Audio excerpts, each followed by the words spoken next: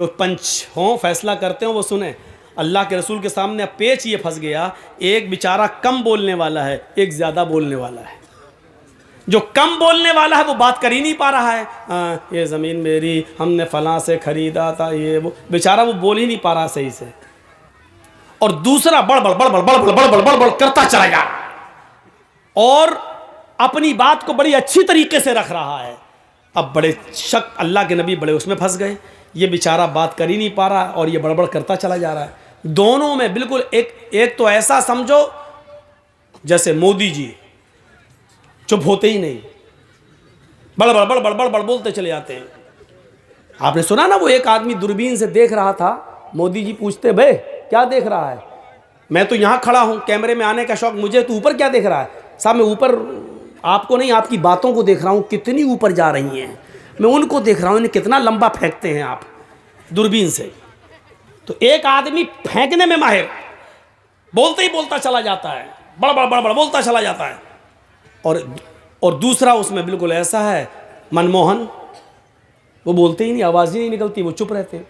तो ये दोनों ऐसे हो गए, एक बंद ही नहीं हो रहा, दूसरा बोलता चला जा रहा है। और एक तो बोलता चला जा रहा, दूसरा बेचारा बोल ही नहीं पा रहा है। दोनों की गुफ्तगू सुनने के बाद अल्लाह के नबी ने क्या फैसला सुनाया? सुनो, तुमने अपनी बात अच्छी तरीके से पेश की, तुम अपनी बात अच्छी तरीके से पेश नहीं कर सके, लेकिन फैसला सुनिए क्या कहा। हो सकता है कि सच्चे तुम हो, यानी कम बोलने वाले से कहा, हो सकता है कि सच्चे तुम हो, लेकिन अपनी बात अच्छी तरीके से मुझे समझा नहीं पा रहे हो, अपनी दलील अपनी तरीके से मेरे सामने पेश नहीं कर सके हो। और हो सकता है ये ज़्यादा बोलने वाला ये झूठा हो, लेकिन अपने झूठ को अपनी चर्ब ज़बानी की वजह से उसने अच्छी तरीके से हमें पेश कर दिया हो, इसलिए मेरा फ़ैसला जो होगा मानोगे? दोनों ने कहा अल्लाह के रसूल हम आपका फ़ैसला मानेंगे। आपने कहा ये ज़मीन मैं इसको दे रहा हूँ जो ज़्यादा बोल रहा है, इसने अपनी बात हमें समझा दी है, इसकी बात हमारे समझ में आ रही है, लेकिन हो सकता है कि मुझसे गलती हो रही हो सकता है ये गलत हो, क्योंकि मुझे मालूम नहीं। हम तो इसकी बातें सुनकर और इसकी मजबूत दलील देखकर इसके हक़ में फ़ैसला कर रहे हैं। जाओ ये ज़मीन तुम्हारी। वो उड़ के जाने लगा। दूसरे ने कहा अल्लाह के रसूल ठीक है, आपने उसको दे दिया, हमने मान लिया आपका फैसला सराहों पर। जब वो उड़ के जाने लगा, जिसको ज़मीन का टुकड़ा दिया, तो आपने कहा सुनो, ये जमीन का टुकड़ा लेकर जा तो रहे हो, ये फैसला मैंने तुम्हारे हक में तो कर दिया है, लेकिन तुम्हारा दिल अच्छी तरीके से अंदर से जानता है इस जमीन के मालिक तुम हो या नहीं, ये अच्छी तरीके से तुम जानते हो, क्योंकि मैंने तो तुम्हारी बातें सुनकर फैसला किया है, लेकिन हकीकत में अगर ये ज़मीन तुम्हारी नहीं है और तुम्हें अच्छी तरीके से मालूम है ये ज़मीन किसकी है, अगर ये ज़मीन तुम्हारी नहीं है तो मैं तुम्हें ज़मीन नहीं दे रहा हूं, फ़इन्नमा हिया क़ित्अतुम मिनन नार, मैं तुम्हें जहन्नम का टुकड़ा दे रहा हूं। ये सोच के यहां से जाइए कि मोहम्मद ने तुम्हें ज़मीन नहीं दी, अगर ये ज़मीन तुम्हारी नहीं तो जहन्नम का टुकड़ा मैंने तुम्हें दिया है। रहोगे तो जहन्नम में, खाओगे तो जहन्नम में, पियोगे तो जहन्नम में, सोगे तो जहन्नम में, अगर उसी ज़मीन में मरे तो मरोगे जहन्नम में। अब ये सोच कर यहां से जाओ, क्योंकि हमें और तुम्हें सबको क़यामत के दिन हिसाब व किताब देना है। इतना कहना था अल्लाह के रसूल का। उधर से वो चीखने लगा, अरे अल्लाह के रसूल, ये ज़मीन मेरी नहीं है, इसकी है, ये ज़मीन मेरी नहीं है, इसी भाई की, इसको दे दो। अब इसने जब ये सुना कि वो जहन्नम का टुकड़ा, तो ये भी चीख पड़ा, अरे अल्लाह के रसूल ये झूठ बोल रहा है, ये मेरी नहीं, इसकी, इसी को दे दो। अभी दोनों कह रहे थे मेरी है, लेकिन दोनों ने सोचा कि अब क्या पता नहीं, हो सकता मेरी ना। दूसरा भी सोचने लगा, ऐसा ना हो कि मुझे तो मेरे बाप दादा से मिली चली आ रही है, हो सकता मेरे दादा ने किसी की ज़मीन पर कब्जा किया हो। तो दूसरा भी डर गया, कहने लगा अल्लाह के रसूल ये झूठ बोल रहा है, नहीं नहीं मेरी नहीं, इसी की, इसी को दे दो। अल्लाह के नबी ने कहा अभी तो दोनों कह रहे थे मेरी मेरी मेरी, अब क्या हुआ? दोनों कहते मेरी नहीं मेरी नहीं मेरी नहीं, भाग गए, जाने लगे। आपने कहा सुनो मैं क्या करूं? कहा हम नहीं ले रहे। दोनों ने मिलकर वो ज़मीन अल्लाह के रसूल सल्लल्लाहु अलैहि वसल्लम को दे दी कि अल्लाह के रसूल ठीक है, हम दोनों मिलकर आपको दे रहे हैं, आप इस्लाम के काम में ले आइए। आज तक पता नहीं चल सका कि उस ज़मीन का असली मालिक कौन था, लेकिन दोनों ने वो ज़मीन मोहम्मद रसूलुल्लाह को, एक एक इंच ज़मीन पर अपने भाइयों से लड़ने वालों, झगड़ने वालों, जिंदगी भर के लिए रिश्ते और नाते तोड़ने वालों, सोचो। और दूसरों की ज़मीन पर कब्जा अगर तुमने किया है, चाहे एक बालिश से किया हो, आप का दिल जानता है कि आपने जायज़ तरीके से ली कि नाजायज़ तरीके से। अगर वो नाजायज़ तरीके से ली है तो आप जहन्नम में रह रहे हो, इतना याद रखना। वो जहन्नम का टुकड़ा है, जन्नत नहीं है। वो जहन्नम का टुकड़ा है जो 7 ज़मीनों का तौक बनाकर तुम्हारे गले में क़यामत के दिन डाला जाएगा। और इस हदीस से ये भी पता चला कि पंचायत में फैसला कैसा होता था। दलीलें दोनों तरफ से सुनी जाती थी और दोनों तरफ से सुनने के बाद फैसला दलीलों की बुनियाद पर किया जाता था। क्या पंचायतों में आज ऐसा फैसला हो रहा है? दोनों तरफ से बात सुनकर क्या अदलो इंसाफ की रोशनी में, दलीलों की रोशनी में क्या फैसला होता है? सपोज दैट, फर्ज कर लीजिए, आपके इस गांव का क्या नाम है? गोदा सिमन। चलिए फर्ज कर लीजिए गोदा सिमन की किसी लड़की को कोई लड़का लेकर भाग गया। एक मिसाल दे रहा हूं मैं। फर्ज कर लीजिए एक लड़का लड़की को लेके भाग गया। लड़की के बाप ने पंचायत बिठाल के कहा कि फला लड़के ने मेरी लड़की का मुंह काला कर दिया है, अब मेरी लड़की समाज में मुंह दिखाने के लायक नहीं है, सच्चा फैसला करिए। पंचायत ने लड़की को बरामद कर लिया। लड़का लड़की दोनों आ गए, लड़के के घर वाले भी बैठे हैं और लड़की के घर वाले भी बैठे हैं। अब पंचायत का काम क्या होना चाहिए? पंचों का काम यह होना चाहिए कि ये देखें लड़का लड़की को लेके भागा या लड़की लड़के को लेके भागी। अब यह होना चाहिए था। अब सवाल पैदा होता कि नहीं साहब, दोनों राजी थे इसलिए दोनों भागे, तो फिर मुझे बताइए कि फिर ये कहां का फैसला है कि जब दोनों अपनी अपनी रजामंदी के साथ भागे तो तुम जुर्माना सिर्फ लड़के के ऊपर लगाते हो और लड़के का जुर्माना लेकर उस जिनाकार लड़की को दे देते हो। ये कहां का अदल है और कहां का इंसाफ है और कहां का फैसला है? मुझे सरपंच और पंचायत पर बैठने वाले ये लोग बताएं। कल कयामत के दिन इन सरपंचों को भी अपने अपने जुर्म का हिसाब और अपने अपने फैसलों का हिसाब देना होगा। कुरान करीम ने तो जब लड़का या लड़की में जिना होता है तो जिनाकारी के मामले में लड़की की गलती को माना है। कुरान जब लड़का किसी लड़की के साथ जिना करता है तो कुरान लड़की की गलती ज्यादा मानता है। और इसीलिए कुरान पढ़िए, कुरान ने क्या कहा? अज़्ज़ानियतु वज़्ज़ानी फजलिदू कुल्ल वाहिदतिन मिनहुमा मिअत जल्दा। जिना करने वाली लड़की और जिना करने वाले लड़के, इन दोनों में से हर एक को 100 कोड़े मारो। अगर वो गैर शादीशुदा हैं तो, कुंवारे हैं तो कितने कोड़े मारो? 100। और अल्लाह ने यहां क्या कहा? जिना करने वाली लड़की, यानी पहले लड़की का नाम लिया, बाद में क्या कहा? अज़्ज़ानियतु वज़्ज़ानी, जिनाकार लड़की और जिनाकार लड़का।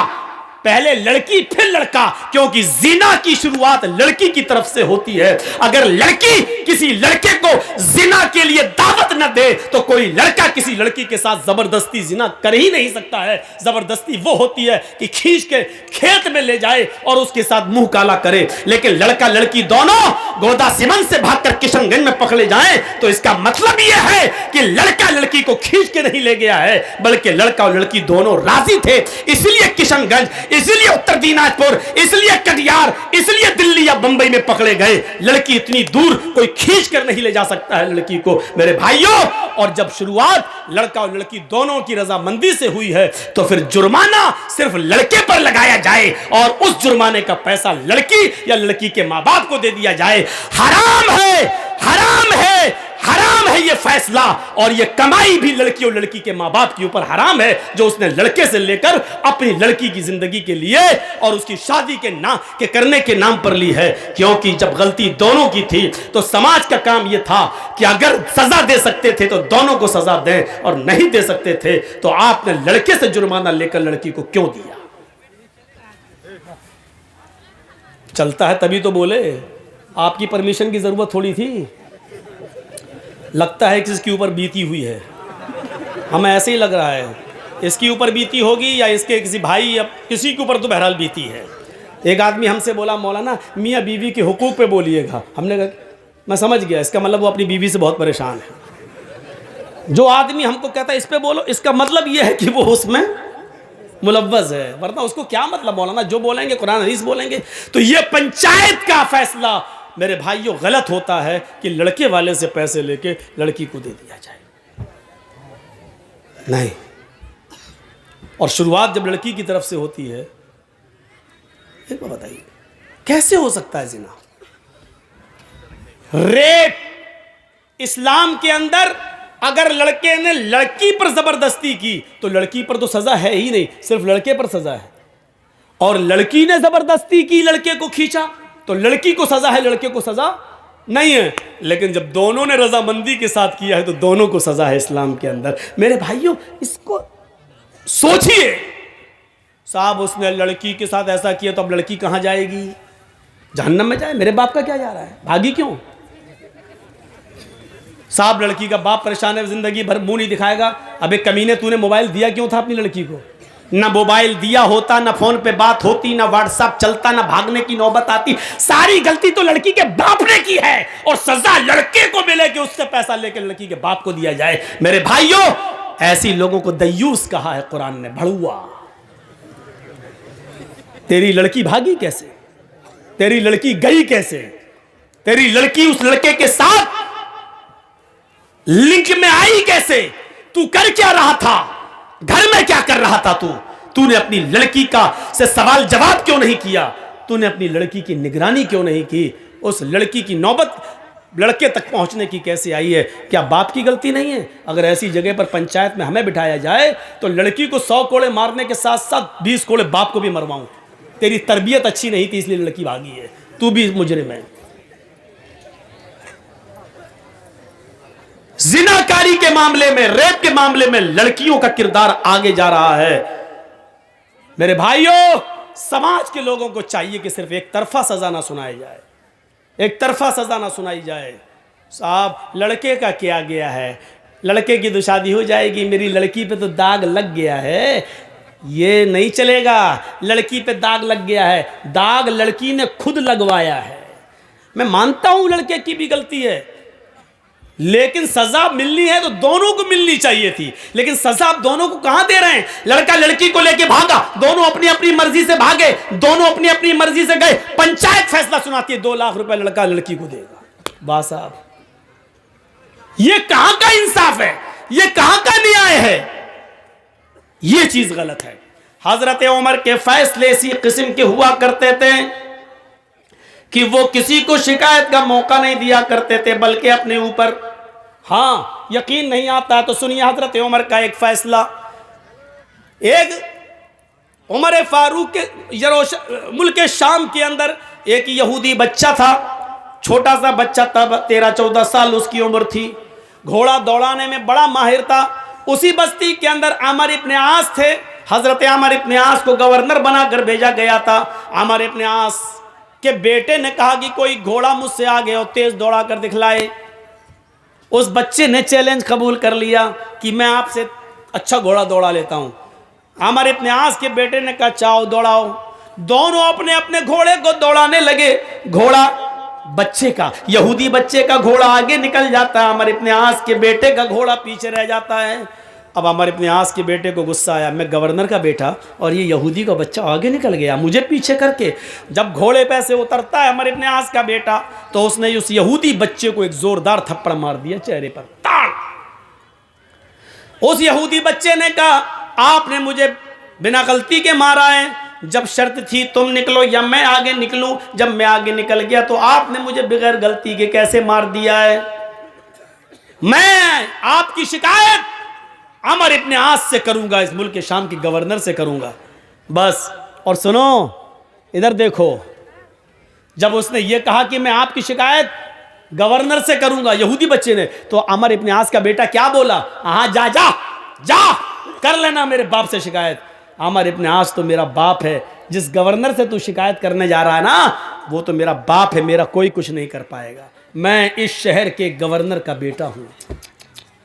वो यहूदी बच्चा चुप हो गया। जब तुम गवर्नर के बेटे हो तो तुम्हारा कौन क्या कर लेगा? हाँ?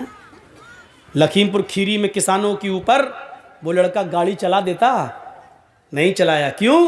क्योंकि मंत्री का बेटा था। जब उसको इस बात का तकब्बुर है कि मैं मंत्री का बेटा हूं, मेरा कोई कुछ नहीं कर पाएगा, तभी तो उसने गाड़ी चलाई।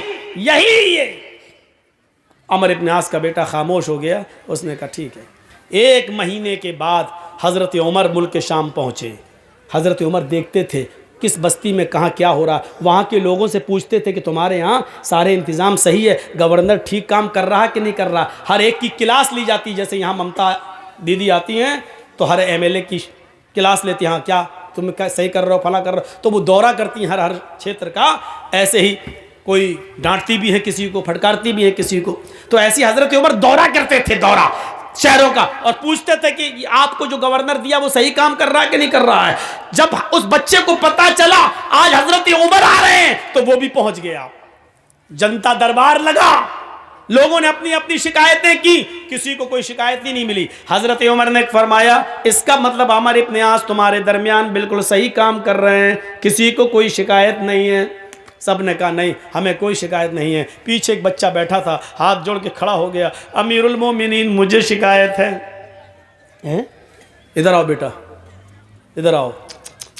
ये नहीं कहा कि सारे लोगों को शिकायत नहीं, तुझे शिकायत है।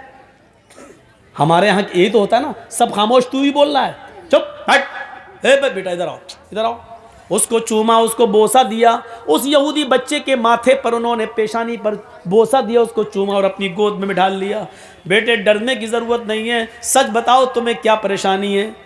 कहा अमीरुल मोमिनीन मैं यहूदी हूँ। कहा बेटे मज़हब नहीं पूछ रहा हूँ तुम्हारा क्या है, तुम सिर्फ ये बताओ कि तुम्हें परेशानी क्या है।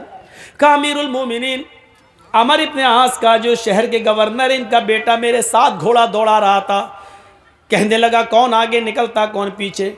हमने घोड़ा दौड़ाना शुरू कर दिया, मेरा घोड़ा आगे निकल गया।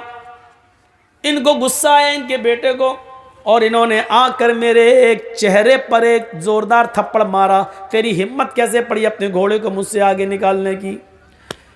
अमीरुल मोमिनीन ने फरमाया बेटे जब उसने तुम्हारे गाल पे थप्पड़ मारा था तो तुमने ये शिकायत अमर इब्न आस से क्यों नहीं की, गवर्नर से क्यों नहीं की।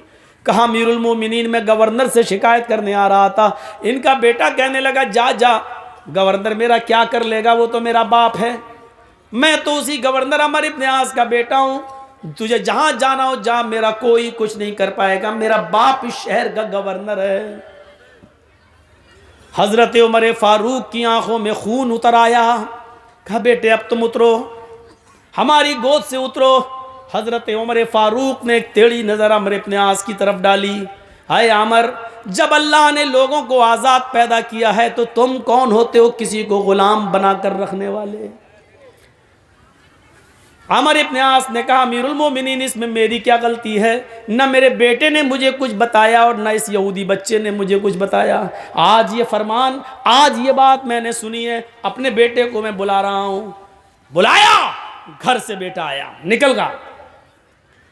यहूदी बच्चे के सामने बात हुई और अमर इब्न आस के बेटे ने अपना जुर्म कबूल किया। जी हमने मारा। फरमाया कि अब तुम्हें भी एक थप्पड़ मारा जाएगा। कहा ठीक है मारो। कहा इस यहूदी बच्चे से नहीं। क्यों? उसने पूरी ताकत से मारा, और बच्चा बेचारा कितनी ताकत से मारेगा। फिर भी बच्चे की हाथ की ताकत और इस बड़े लड़के की ताकत में फर्क है, इसलिए मेरा जल्लाद तुम्हारे लड़के को थप्पड़ मारेगा। कहा ठीक है। जल्लाद से कहा एक थप्पड़ जोरदार अमर इब्न आस के बेटे को सबके सामने रसीद करो। उस जल्लाद ने पूरी ताकत से एक थप्पड़ बेटे अमर इब्न आस के बेटे के चेहरे पर थप्पड़ रसीद कर दिया, जोरदार थप्पड़ जड़ दिया। चलो हटो, इंसाफ हो गया। हजरत उमर फारूक ने कहा भी इंसाफ नहीं हुआ। हाय अमर इब्न आस अब तुम इधर आओ। हजरत उमर उनके करीब आए। हजरत उमर ने जल्लाद से कहा एक थप्पड़ इस गवर्नर के चेहरे पर भी मारो। लोगों ने कहा अमीरुल मोमिनीन ये क्या जुल्म हो रहा है, जिसने थप्पड़ मारा था उसको सजा मिल गई है। फरमाया नहीं मैं जो कह रहा हूं वो करो। फिर हजरत उमर फारूक के जल्लाद ने एक थप्पड़ अमर इब्न आस के गाल पर भी रसीद कर दिया है, मार दिया जोर से। अमर इब्न आस की आंखों में आंसू आ गए, क्योंकि भरे मजमे के अंदर उनको जल्लाद ने थप्पड़ मारा है। एक इंसल्ट सी महसूस करते हैं। लेकिन हजरत उमर के हुक्म के आगे क्या कर सकते थे। हजरत उमर फारूक से पूछने लगे, अमीरुल मोमिनीन, ठीक है आपका फैसला सर आंखों पर, लेकिन इतना बता दीजिए कि मुझे किस जुर्म में थप्पड़ मारा गया है, मेरा कसूर क्या है। आप अगर ये गलती बता देंगे तो मैं आइंदा उस गलती की इस्लाह कर लूँगा, फिर मैं वो गलती बार बार नहीं करूँगा। फरमाया, आए हमारे प्रयास, तेरी गलती ये है कि तूने अपने बेटे को सही तालीम नहीं दी, तूने अपने बेटे को सही तरबियत नहीं दी। अगर तूने अपने बेटे को सही तालीम दी होती तो तेरा बेटा ये नहीं कहता मैं गवर्नर का बेटा हूं, मेरा कोई कुछ नहीं कर पाएगा। तेरे बेटे ने जब ये कहा जा जा जहां जाना हो जा, तेरा मेरा कोई कुछ नहीं कर पाएगा, मैं इस शहर के गवर्नर का बेटा हूं। ये थप्पड़ मारने की जुर्रत तेरे बेटे को इसलिए हुई क्योंकि उसको मालूम था कि मेरा बाप गवर्नर है। अब तेरा बेटा कभी किसी को नाजायज थप्पड़ नहीं मारेगा क्योंकि उसको मालूम हो गया कि गवर्नर हो या आम आदमी, उमर के रियासत में और उमर की खिलाफत में सब बराबर हैं, कोई ऊंचा नहीं है कोई नीचा नहीं है। अमर प्रयास, आज के बाद तू कभी अपने बेटे को यह तरबियत नहीं देगा, और जब भी तरबियत देगा तो सही तरबियत देगा। आज के बाद तेरा बेटा कभी किसी को यह सोचकर थप्पड़ नहीं मारेगा कि मैं गवर्नर का बेटा हूं। ये इसलिए सजा तुझे भी